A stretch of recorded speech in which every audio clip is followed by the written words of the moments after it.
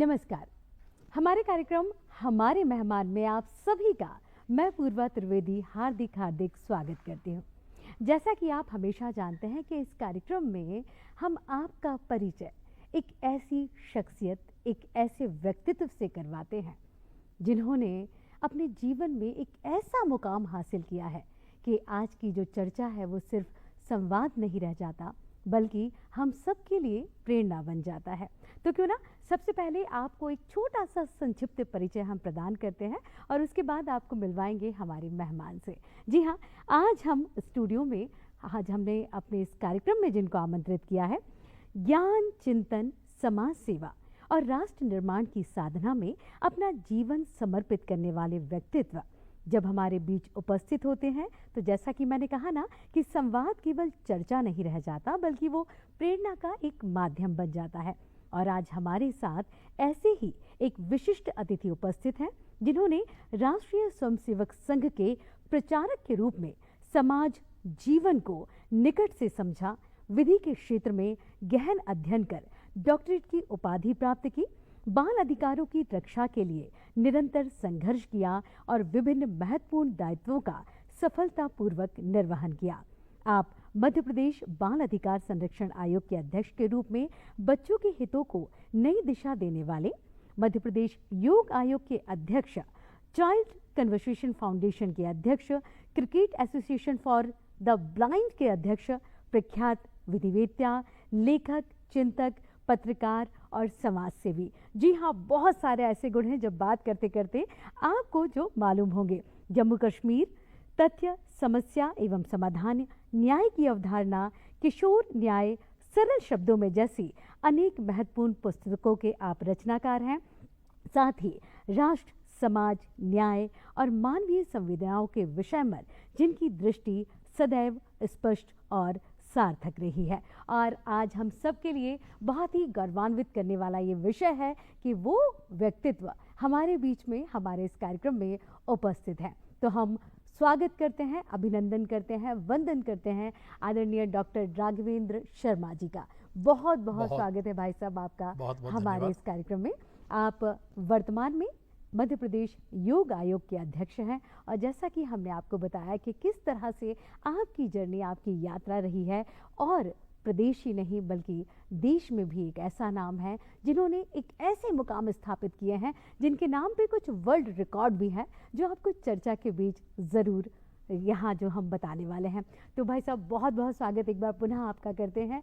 और जैसा कि हमने बताया कि वैसे हम दर्शकों को बताया कि हमारे एपिसोड की लिमिट बड़ी छोटी रहती है, लेकिन जो जीवन यात्रा आपकी रही है शायद हमारे लिए भी संभव नहीं होगा इस कम समय में उसको समाहित कर पाना। लेकिन हम चाहेंगे कि संक्षिप्त शब्दों में हम उस यात्रा को जानें, आपके उस व्यक्तित्व को सभी हमारे युवाओं से उनका परिचय करवाएं कि कैसे दतिया के एक छोटी सी ग्राम से निकला हुआ बालक आज प्रदेश और देश का एक चिर परिचित नाम बन चुका है, चेहरा बन चुका है।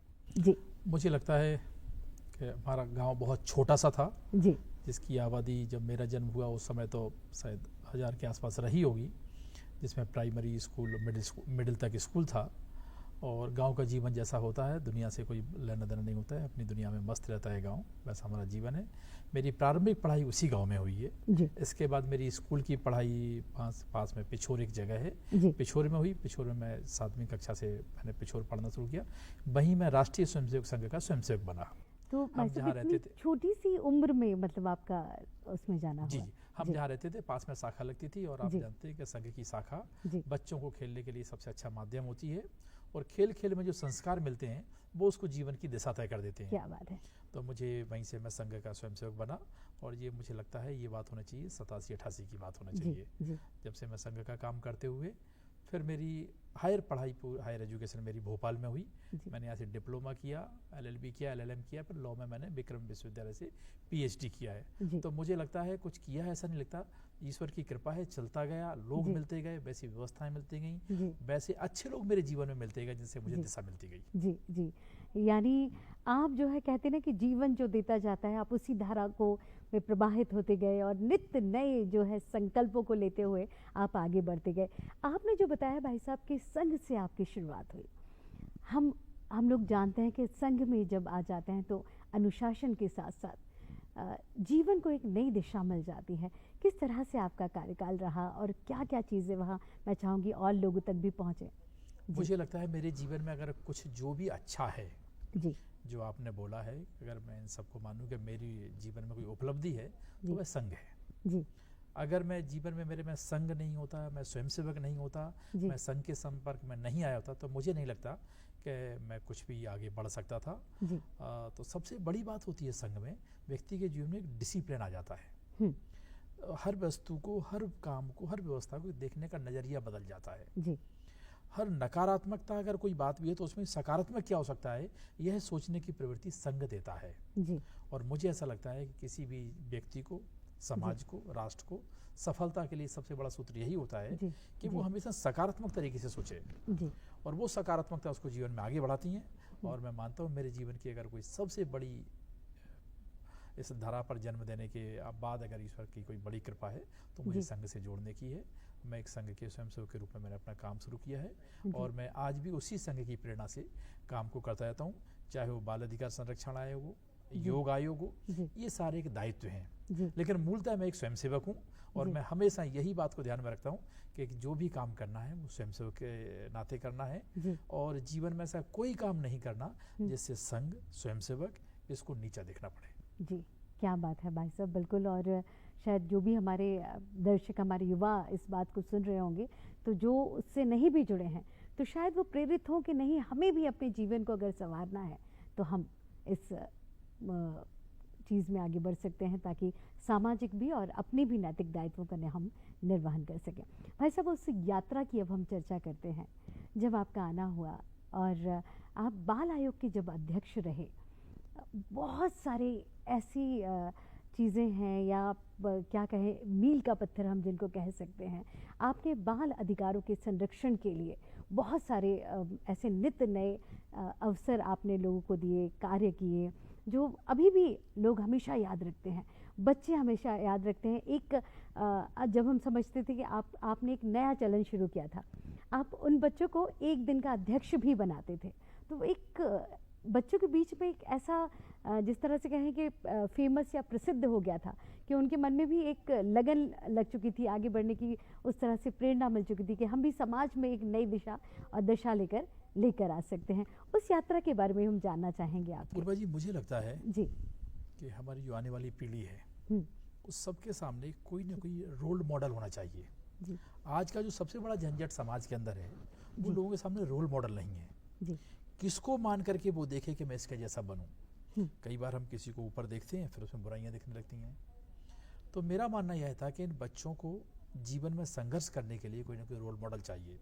तो मैंने एक बड़ा अच्छा शुरू किया था उस समय, रियल लाइफ नहीं, रियल लाइफ हीरो।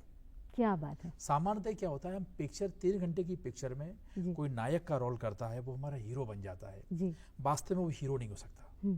हीरो वो होता है, वो इन परिस्थितियों में जीवन को आगे ले जाता है जहां आपकी सामान्य व्यक्ति की सोचने की शक्ति कम हो जाती है।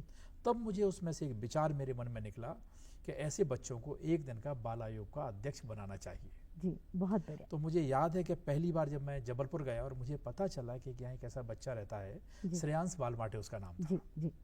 वो एक ऐसी बीमारी से लड़ रहा है जो बीमारी लाइलाज है, जिसका मालूम है कि जीवन आगे नहीं है, 12-14 साल की उम्र में जीवन समाप्त हो जाना है।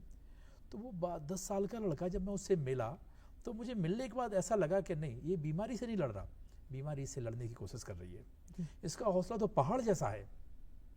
जब उसने मुझे गाने गा के सुनाए तो मुझे लगा कोई बहुत बड़ा कलाकार मेरे सामने बोल रहा है। जब वो बात करता था उस जीवन में कोई निराशा शब्द नहीं है उसके में, जबकि वो जानता है 2 भाई जुड़वा हैं, एक को प्रजोरिया है, एक नॉर्मल है। दोनों में अंतर देखने में मिलता है। सर का वजन इतना ज्यादा हो जाता है कि गर्दन उसको संभाल नहीं पाती। जब 70-80 साल में हमारे बुजुर्गों की चमड़ी लटक जाती है, वो 10 साल की 8 साल की उम्र में चमड़ी बॉडी को छोड़ने लगती है। बिल्कुल एज बढ़ती है। जीवन बहुत भयावह होता है। लेकिन उसको मिलने के बाद मुझे लगा कि ये मुझे आज पहली बार रियल लाइफ हीरो मिला है। क्या बात है। तभी मैंने उस दिन से तय कर लिया। फिर मैंने एक बाल संसद का आयोजन किया। हम जो बाल संसद होता, डेमो बाल संसद होता, 565 सांसद होते थे, पक्ष होता था, विपक्ष होता था।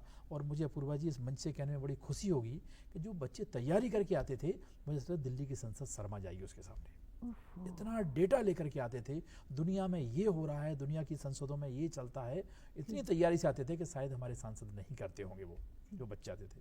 फिर मैंने उसमें उसको आयोग का अध्यक्ष बनाया और मुझे बड़ी खुशी है कि जो उसमें उस समय के तत्कालीन मुख्यमंत्री माननीय शिवराज सिंह चौहान जी स्वयं आए थे। आने के बाद उन्होंने उस बीमारी को राज्य बीमारी सहायता में शामिल किया। उस समय से इस तरह की बीमारी में जो भी बच्चा होगा, जो भी व्यक्ति होगा, उसका इलाज सरकार कराने लगी। तो एक बड़ी उपलब्धि हुई उसकी। साथ साथ में मुझे बहुत सारी फॉरेन की संस्थाओं ने संपर्क किया। एक कैलिफोर्निया की संस्था है जो पर्टिकुलर इसी तरह की जो रेयर डिसीज होती हैं, रेयरेस्ट डिसीज होती हैं, उन पर काम करती है। तो उसने फिर उसको यूएस बुलाया, उसके पूरे परिवार को, वहाँ उस पर बहुत सारा जो इलाज संभव था वो भी किया उनका, और सारी सुविधाएं वो संस्था ने की। तो एक बड़ा आगे बढ़ा।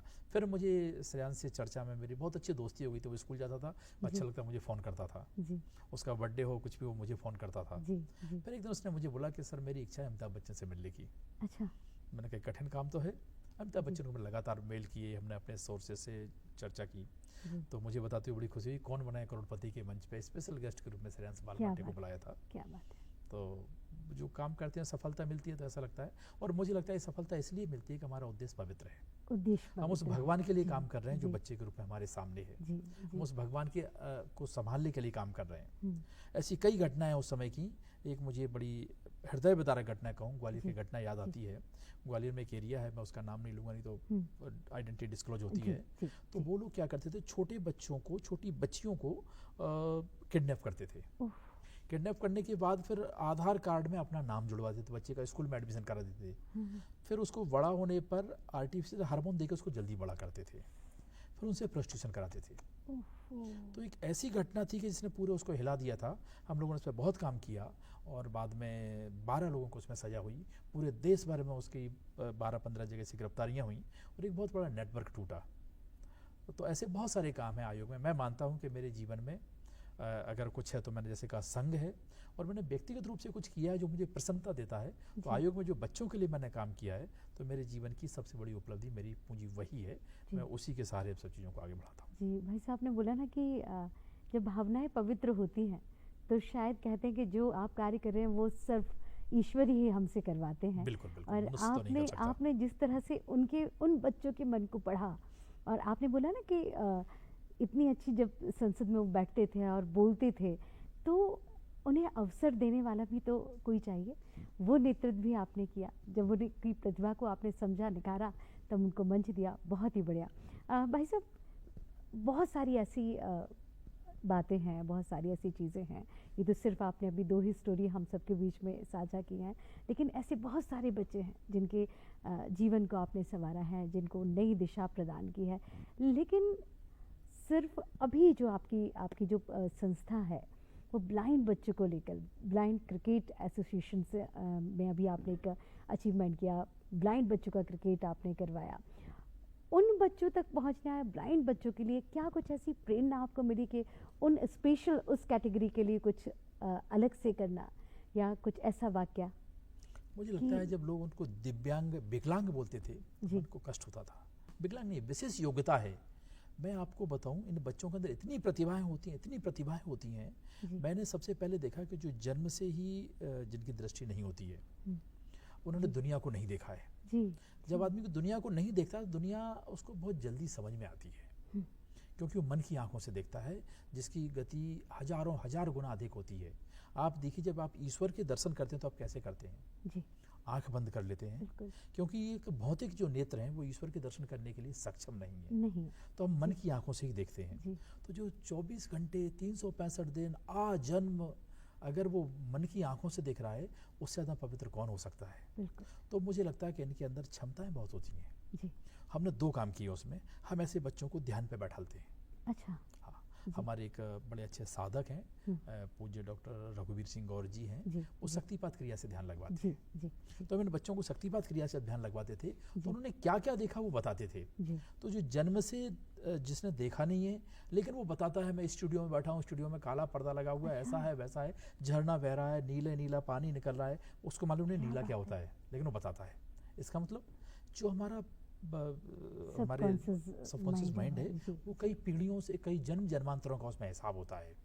तो फिर वो उससे देखता है, बताता है। हाँ, क्योंकि आप तो बिल्कुल। बचपन फिर से हमने नहीं कहा देख कि पा ये रहे हैं। तो कुछ भी कर सकते हैं, तो एक बड़ा अच्छा प्लेटफॉर्म हमें मिला जो जी। दिव्यांग बच्चों को क्रिकेट कराता है। जी तो वास्तव में उनकी क्रिकेट देख के ऐसा लगता था कि महाराजा दशरथ एक शब्दवेदी बाण चलाते थे, जी पृथ्वीराज चौहान एक शब्दवेदी बाण चलाया था। जी। बॉल में घुंघरू होते हैं, घुंघरू की आवाज पर वो खेलते हैं, क्या मैदान में बात है। 4 6 छक्के लगते हैं, बढ़िया उफ़ो। कैच आउट होता है, रन आउट होता है, और इतना एक्साइटमेंट होता है उस गेम में।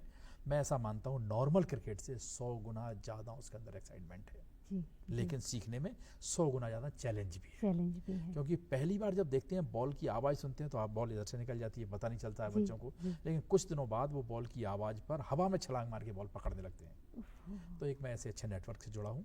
एक बहुत अच्छे खिलाड़ी है मध्य प्रदेश के, उनका नाम सोनू गोलकर है, जी। और वो इंटरनेशनल खिलाड़ी हैं, और बड़े अच्छे उनके साथ में हम जी। लोगों ने बच्चों के लिए काम किया है।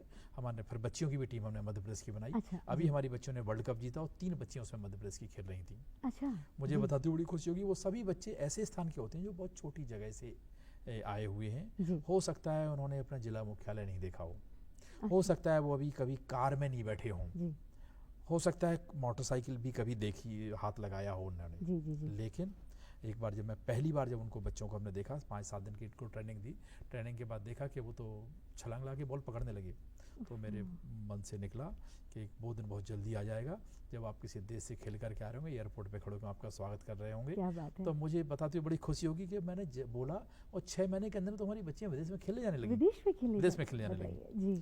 तो मैं यही मानता हूँ कि जब आपका उद्देश्य पवित्र हो तो ईश्वरी आपके साथ होता है, और तो फिर आप काम नहीं करते, नियति आपसे वो करवाती है। जी। तो मेरी तो कोई क्षमता नहीं है इस तरह की, लेकिन मैं ऐसा मानता हूँ कि नियति ने ही मुझे ये काम दिया है, और जो काम नियति ने दिया है उसको आप अपना काम मान लीजिए, तो आप कोई गति कई गुनी बढ़ जाती है। जैसे उदाहरण के तौर पर बोलूँ, अगर साइकिल चला रहे हो, पीछे से हवा मिल जाए आपको जी, और अगर सामने से मिल जाए तो वो बाधित कर देती है। जी जी बिल्कुल।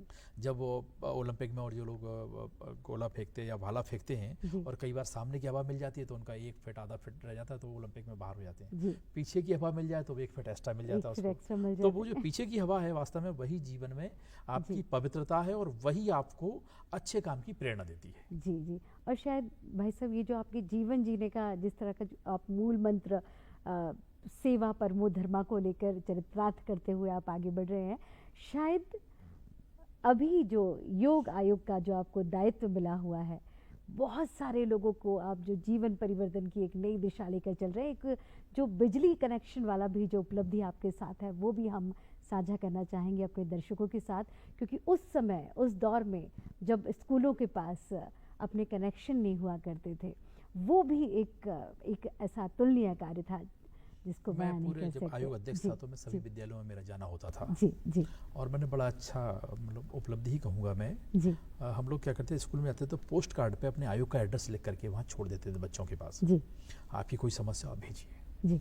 इससे क्या हो गया, वो तो रूट लेवल से समस्या आने लगी। जी। और हम कल्पना नहीं कर सकते कि मैं कई बार बोलता हूँ कि वल्लभ भवन के एसी कमरे में बैठ करके जो विचार नहीं होते थे वो विचार उन बच्चों की तरफ से आते थे। 8,000 के लगभग मुझे पत्र आए उन दिनों में। जी। मैंने प्रयास किया, सभी का जवाब भी दिया, जो संभव था उसमें जो मेरे से समाधान संभव थे वो किए, लेकिन जवाब सभी का दिया। जी। उसमें मुझे एक वाक्य ध्यान में आया कि गांव में विद्यालय तो होता है, विद्यालय का अपना बजट है, स्टाफ है, तनख्वाह आती है, लेकिन बिजली कनेक्शन का कोई प्रावधान नहीं होता उसमें। तो मुझे लगा बरसात का समय होता है, सर्दियों का समय होता है, एग्जाम भी होते हैं, कई बार ऐसा होता है कि हम देखते हैं कि ऐसा समय आता है कि एकदम धुंध छा जाती है और बिजली कनेक्शन नहीं है। तो फिर मैंने बातचीत की तो इसमें कोई बजट का प्रावधान नहीं जी। तो उसमें से मुझे एक रास्ता निकला जिसमें हमारी जो लोकल सेल्फ गवर्नमेंट है, इतनी भी स्थानीय शासन जिनको बोलते हैं, नगर पालिका है, नगर निगम है, और ये 2% एजुकेशन टैक्स लेती हैं, सब सेस बोलते हैं इसको। जी जी। अच्छा। तो वो वास्तव में हमारे स्कूलों में काम आना चाहिए। तो जब मैंने बात की और हमने देखा तो एक बड़ी राशि वो डंप पड़ी हुई थी। अच्छा। तो उससे फिर प्रेरणा बातचीत की सब जगह प्रशासन में लंबे समय उसकी चर्चा करने के बाद एक बड़ी संख्या में उससे स्कूलों में बिजली के कनेक्शन हुए और एक व्यवस्था चल पड़ी और अब स्कूल में बिजली के कनेक्शन की व्यवस्था है। तो एक बड़ा अच्छा मुझे लगता है एक जी जी जी बिल्कुल बिल्कुल उपलब्धि अचीवमेंट कहेंगे भाई साहब, क्योंकि जिस तरह से उन बच्चों के यही कह सकते हैं उनके जीवन में रोशनी आ गई, स्कूलों में नहीं आई है, जीवन में रोशनी आ गई है, क्योंकि अब वो आगे बढ़ रहे हैं और ये एक प्रदेश के लिए भी बहुत बड़ी उपलब्धि है।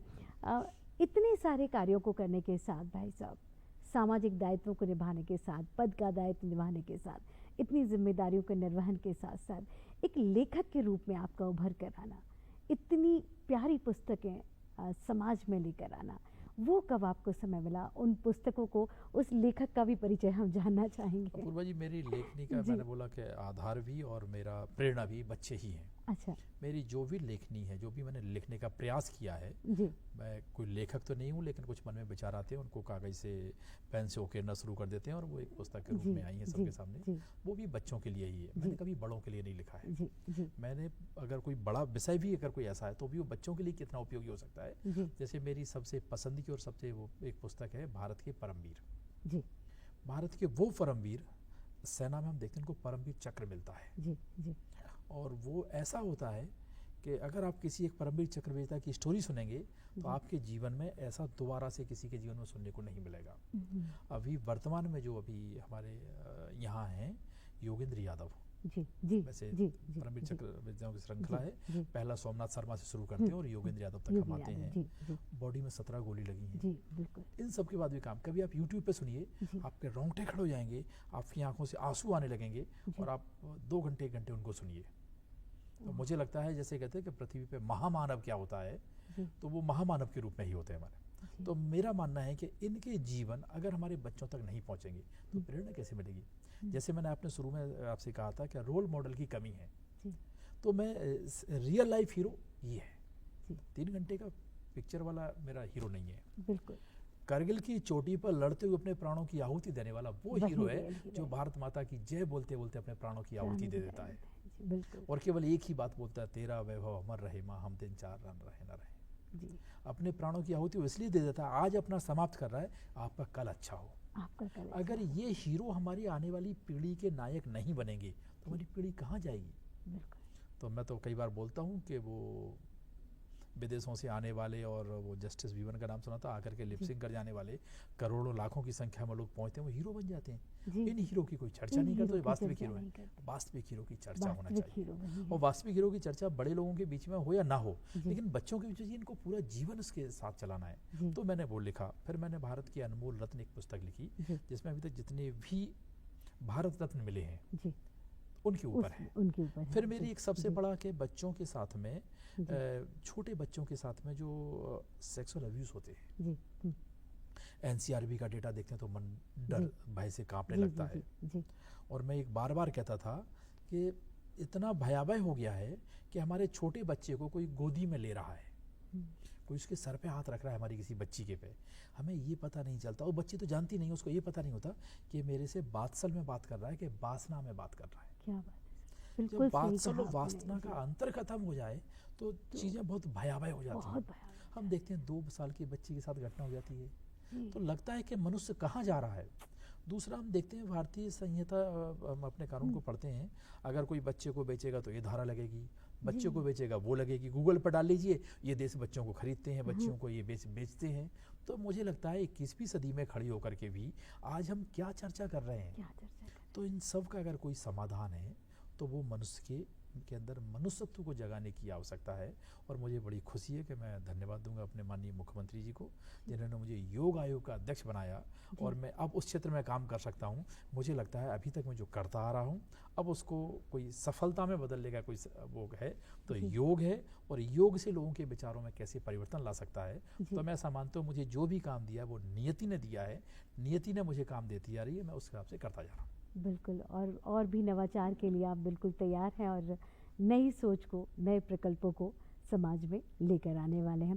भाई साहब, एक प्रत्येक रविवार को हम देखते हैं यूट्यूब चैनल के माध्यम से कुछ एपिसोड आप बच्चों के लिए वो चलाते हैं, उसके बारे में भी हम जानना चाहेंगे। हम लोगों ने जब कोविड शुरू हुआ तो कोविड में सारी दुनिया बंद हो गई, लोगों के आपस के आदान प्रदान खत्म हो गए। अब बच्चों के लिए क्या, बच्चों की वो नहीं, और बहुत सारी घटनाएं ऐसी हो रही थी कि जिन बच्चों के मदर फादर खत्म हुए कोविड में, बच्चे कोई संभालने वाला नहीं है। प्रधानमंत्री ने उसके लिए योजना चलाई थी, काफ़ी माननीय प्रधानमंत्री जी ने उस पर काम किया, प्रदेश की सरकारों ने फिर उस पर काम किया। तो हमें लगा कि इन सब के साथ में मॉरल बूस्टअप की ज़रूरत है। तो हमने ऐसी संस्थाएं जो बच्चों के लिए काम करती हैं, बच्चों, उसके ऊपर एक वेबिनार शुरू किए जिसका हमने नाम रखा चाइल्ड कंजर्वेशन फाउंडेशन। कंजर्वेशन में इसलिए लिखा कि नेचुरल जो डेवलपमेंट होता है वो कंजर्वेशन कहलाता है। जी, प्रोटेक्शन भी हो सकता था लेकिन कंजर्वेशन है, प्रकृति जो विकास करती है वो कंजर्वेशन कहलाता है। तो हमने उस लगातार किया, जब हमें नहीं मालूम था हम इसको आगे करेंगे। अब हम लगभग 300 से अधिक रविवार तक के वेबिनार कर चुके हैं। अच्छा। हमारे पास लगभग 10 कंट्री से जी। और पूरे देश भर के 24-25 स्टेट से लोग जुड़ते हैं। जी, जी। हर रविवार को कोई ना कोई एक नया वक्ता होता है, नया विषय होता है जी। और इसको हम सब लोगों के सामने लेके जाते हैं और वो सारे विषय बच्चों से संबंधित होते हैं। जी। चाहे बच्चों की समस्याएं हों, उन समस्याओं के समाधान हो, बच्चों का कैरियर हो, और इन सब के बीच में हमारा फोकस जो है वो बच्चों को एक अच्छा नागरिक बनाने की तरफ है। जी। हम मानते हैं अच्छा डॉक्टर बन जाएगा, बनेगा ही, अच्छे परिवार चिंता करता है, सब कुछ करता है, अच्छा नागरिक बनाने की चिंता इस देश में कम होती है, जो सबसे आवश्यक है। जी। तो हमारा फोकस यही है कि उसके अंदर सिविक सेंस हो, सोसाइटी के लिए उसको कुछ करना है, वो मनुष्य के रूप में इस धरा पर आया तो अपनी सोसाइटी के लिए कुछ देना चाहिए। केवल हम लेने वाले ना बने, हम केवल अधिकारों की बात ना करें, कर्तव्यों की तरफ कैसे बढ़ते हैं। तो इस दिशा में सीसीएफ काम कर रहा है और मुझे बड़ी खुशी है कि उसको जब उसके 100 लगातार एपिसोड हुए थे तो Asia book, Limca book, Guinness book में दर्ज कराया उसको। तो इन सब ने उसको अप्रिशिएट किया और वर्ल्ड का सबसे लॉन्गेस्ट वेबिनार के रूप में उसको दर्ज किया है। जी। भाई साहब ने कहा था ना आपसे कि इतनी सारी उपलब्धियां हैं, इतनी सारी बातें हैं, इतना कुछ आपने समाज को दिया है। वही हमने कहा था कि एक छोटे से एपिसोड में समाहित कर पाना संभव नहीं है। दर्शकों, मन की बात कार्यक्रम जो पूरे प्रदेश में, पूरे देश में नहीं, पूरी दुनिया ही कहेंगे भाई साहब, आज जन जन में लोकप्रिय हो चुका है। उसके 100 एपिसोड को 100 घंटे तक कंटिन्यू चलवाना, लोगों को दिखाना, जब 100 हुए थे वो भी एक उपलब्धि जो वर्ल्ड रिकॉर्ड बनाया है भाई साहब, वो भी बहुत बड़ी बात है। और अभी जो है 21 जून को हम योग दिवस भी मना रहे हैं। योग के प्रति भी आप लोगों में संचेतना और जागरूकता लाने का प्रयास कर रहे हैं। और अब योग के क्षेत्र में भी, जैसा कि आपने कहा, नए नवाचार हम सबको देखने मिलेंगे। लेकिन इस वादे के साथ भाई साहब, क्योंकि बहुत सारी बातें हैं जिनको अभी आगे लेकर जानी है, लेकिन कहते हैं उत्सुकता भी बनी रहनी चाहिए लोगों के बीच में और उन्हें भी जानने के लिए कि हाँ अब आगे क्या कुछ नया आने वाला है। लेकिन हम चाहेंगे एक अच्छे से संदेश के साथ, और ताकि लोग स्वस्थ भी रहें, जागरूक भी रहें और अपने कर्तव्यों को भी समझकर उनको भान करते हुए अपने जीवन को आगे बढ़ाते रहे। एक अच्छा सा संदेश हम चाहते हैं दर्शकों तक पहुँचे। मैं 2 बातें आपको माध्यम से दर्शकों से कहना चाहूँगा, जो बच्चों से हमेशा कहता हूँ। सामान्यतः मुद्दों की जिंदगी जियो तो ऐसे जियो जैसे एक्टिंग कर रहे हो। क्या बात है। और एक्टिंग ऐसी करो जैसे जिंदगी जी रहे हो। क्या बात है। तो आप पे कभी कोई भार नहीं होगा जी। आप जो कर रहे हो, आप तो अभिनय कर रहे हो, ईश्वर के द्वारा दिए हुए काम का अभिनय है। ईश्वर ने स्क्रिप्ट लिखी है, हम उसको पूरा कर रहे हैं जी। लेकिन स्क्रिप्ट को ऐसा अभिनय करो जैसे जिंदगी जी रहे हो। और आज से हजारों, लाखों, करोड़ों वर्ष पहले भी अगर किसी मनुष्य से पूछा जाए कि आपके जीवन में पहला सुख क्या है जी, क्या जवाब देंगे आप यही कहेंगे, पहला सुख निरोगी काया जी। करोड़ों वर्ष पहले भी था, आज भी वही है जी। तो मुझे लगता है शाश्वतता को समझना पड़ेगा। स्वस्थ शरीर के अंदर स्वस्थ आत्मा का वास होता है। स्वस्थ व्यक्ति, स्वस्थ परिवार, स्वस्थ समाज, स्वस्थ राष्ट्र का निर्माण करते हैं। इसलिए मैं अगर अपने देश का भला चाहते हैं, सबसे पहले अपने आप को स्वस्थ रखिए, अपने परिवार को स्वस्थ रखिए। और योग से अच्छा कोई माध्यम नहीं हो सकता जी। बिल्कुल। योग में आसन उसका एक हिस्सा है जी। और उसको ध्यान, प्राणायाम, जो समाधि तक जाते हैं। तो मैं यही कहूँगा कि नियमित रूप से अपने परिवार के साथ एक अच्छा काम आप तय कीजिए और वो होता है योग। ये आप करते हैं तो मैं आप सबके दूरदर्शन के माध्यम से सभी को यही संदेश देना चाहता हूँ कि नियमित योग कीजिए। जीवन की सफलता का मंत्र, संपूर्ण सफलता उसमें छिपी हुई है। जी जी बिल्कुल। बहुत बहुत धन्यवाद भाई साहब, बहुत बहुत धन्यवाद। तो देखा आपने दर्शकों कि 24 घंटे हम सभी के पास रहते हैं, लेकिन उन्हीं 24 घंटे में कोई इतिहास रच रहा होता है और कोई उन 24 घंटों को बेकार ही सोकर या अपने जीवन को नष्ट कर रहा होता है। अब आपको वो 24 घंटे कैसे उपयोग करने हैं, शायद आप भी विचार करेंगे और देखेंगे कि हमें भी समाज को, राष्ट्र को क्या देना है। तो इस वादे के साथ कि अगले एपिसोड में फिर होगी आपसे मुलाकात। अभी इस कार्यक्रम में आप सभी को नमस्कार।